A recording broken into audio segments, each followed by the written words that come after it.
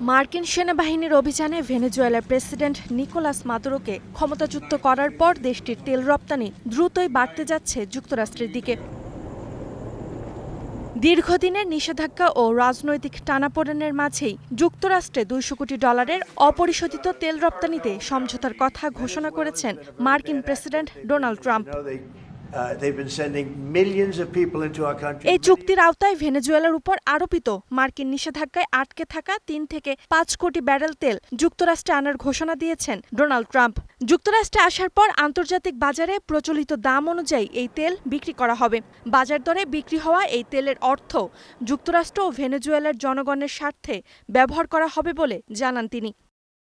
বিশ্লেষকদের মতে এই সমঝোতার ফলে চীনে ভেনেজুয়েলার তেল সরবরাহ কমে যাবে। কিন্তু গত এক দশকে যুক্তরাষ্ট্র নিষেধাজ্ঞা আরোপের পরই চীনই ছিল ভেনেজুয়েলার প্রধান তেল ক্রেতা। ট্রাম্পের এমন ঘোষণার পরপরই আন্তর্জাতিক বাজারে অপরিশোধিত তেলের দাম ব্যারেল প্রতি প্রায় 2% কমে দাঁড়ায় $56। তবে বিশ্লেষকরা বলছেন এই পরিমাণ তেল যুক্তরাষ্ট্রের দৈনিক চাহিদার তুলনায় কম হওয়ায় পেট্রোলের দামে বড় ধরনের পরিবর্তন আসার সম্ভাবনা কম। বর্তমানে ভেনেজুয়েলার জ্বালানি তেল বাজারে ব্যারেল প্রতি বিক্রি হচ্ছে $55। সেই হিসাবে যুক্তরাষ্ট্র যদি সর্বোচ্চ 5 কোটি ব্যারেল তেল বিক্রি করে তাহলে 165 কোটি থেকে $275 কোটি পর্যন্ত আয় হতে পারে।